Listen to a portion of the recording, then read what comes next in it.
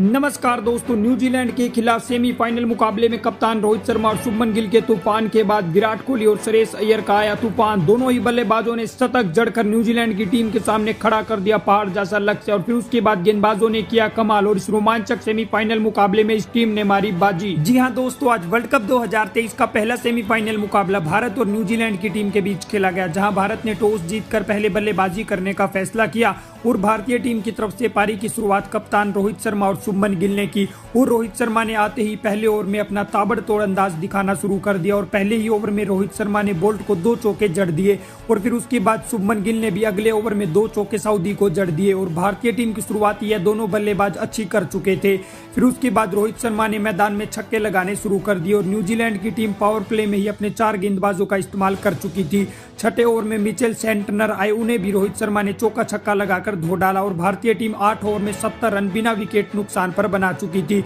लेकिन तभी 9वें ओवर की दूसरी गेंद पर रोहित शर्मा सऊदी की गेंद पर छक्का लगाने के चक्कर में बाउंड्री पर आउट हो गई। रोहित शर्मा ने 47 रन बनाए और भारतीय टीम को 71 रन के स्कोर पर पहला झटका लगा और शुभमन गिल दूसरे छोर पर धीमी बल्लेबाजी कर रहे थे और उनका साथ निभाने मैदान पर विराट कोहली उतरे और दूसरी ही गेंद पर विराट कोहली के खिलाफ न्यूजीलैंड की टीम ने डीआरएस की अपील की, लेकिन इनसाइड एज की वजह से विराट कोहली नॉट आउट थे। फिर उसके बाद शुभमन गिल दूसरे छोर पर ताबड़तोड़ अंदाज में रन बनाने लग गए और दोनों ही खिलाड़ियों ने स्कोर को आगे बढ़ाते हुए 100 रनों के पार भारतीय टीम को पहुंचाया और शुभमन गिल 7 चौके और 1 छक्के की मदद से अपना शतक बना चुके थे और दोनों ही बल्लेबाज 17वें ओवर में अपने 50 रनों की पार्टनरशिप को भी पूरा कर चुके थे। और फिर उसके बाद शुभमन गिल काफी ताबड़तोड़ अंदाज में बल्लेबाजी करने लगे और शुभमन गिल केवल 65 गेंदों पर 79 रन बना चुके थे, लेकिन तभी पैरों में क्रैम्प्स आने की वजह से शुभमन गिल को कप्तान रोहित शर्मा ने वापस पवेलियन बुला लिया और फिर उसके बाद विराट कोहली का साथ निभाने श्रेयस अय्यर आए और इन दोनों बल्लेबाजों ने इसी अंदाज में रन बनाए जिस अंदाज में गिल और कोहली बना रहे थे। फिर उसके बाद विराट कोहली ने अपना अर्धशतक पूरा किया और इन दोनों बल्लेबाजों ने स्कोर को आगे बढ़ाते हुए भारतीय टीम के स्कोर को 200 रनों के पार पहुंचाया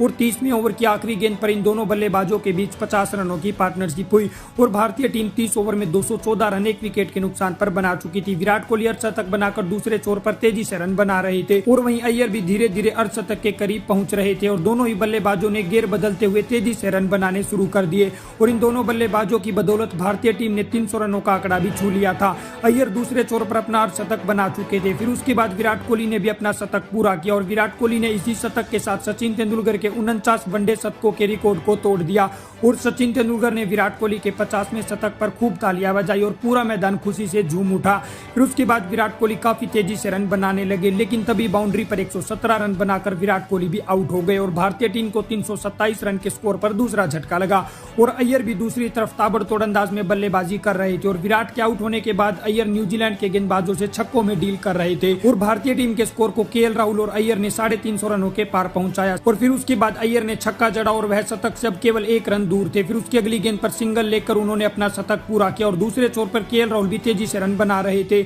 लेकिन अय्यर शतक लगाकर 105 रन के स्कोर पर आउट हो गए और भारतीय टीम को 381 रन पर चौथा झटका लगा। फिर उसके बाद सूर्य कुमार भी आते ही 1 रन के स्कोर पर आउट हो गए। फिर उसके बाद मैदान पर रिटायर हर्ट हुए शुभमन गिल आखिरी 5 गेंद खेलने के लिए मैदान पर उतरते हैं और फिर उसके बाद केएल राहुल ने आखिरी ओवर में छक्के लगाने शुरू कर दिए और भारतीय टीम ने 50 ओवर में 397 रन 4 विकेट के नुकसान पर बनाए। केएल राहुल ने नाबाद 39 रनों की पारी खेली और न्यूजीलैंड की टीम की तरफ से टीम सऊदी ने सबसे ज्यादा 3 विकेट चटकाए और जवाब में 398 रनों के बड़े लक्ष्य का पीछा करने उतरी न्यूजीलैंड की टीम की शुरुआत बेहद ही खराब रही। मोहम्मद शमी ने आते ही पहले ओवर में कॉनवे को केएल राहुल के हाथों कैच आउट करवा के पवेलियन भेज दिया और न्यूजीलैंड की टीम को 30 रन पर पहला झटका लगा और कॉनवे ने 13 रन बनाए। फिर उसके बाद मोहम्मद शमी ने आते ही दूसरे ओवर में सचिन रविंद्रा को भी 13 रन के स्कोर पर आउट कर दिया और 39 रन के स्कोर पर न्यूजीलैंड की टीम के 2 विकेट गिर चुके थे। फिर उसके बाद कप्तान केन विलियमसन और डैरेल मिचेल के बीच शानदार पार्टनरशिप हुई और दोनों बल्लेबाजों ने अच्छी बल्लेबाजी करके न्यूजीलैंड की टीम के स्कोर को 100 रनों के पार पहुंचाया और यह दोनों बल्लेबाज अच्छी बल्लेबाजी करते हुए धीरे धीरे अपने अर्धशतक के करीब पहुंच चुके थे और डैरेल मिचेल ने अच्छी बल्लेबाजी करके अपने अर्धशतक को पूरा किया और उसके थोड़ी देर बाद विलियमसन ने भी अपने अर्धशतक को पूरा किया और अर्धशतक लगाने के बाद डैरेल मिचेल काफी ताबड़तोड़ अंदाज में बल्लेबाजी करने लग गए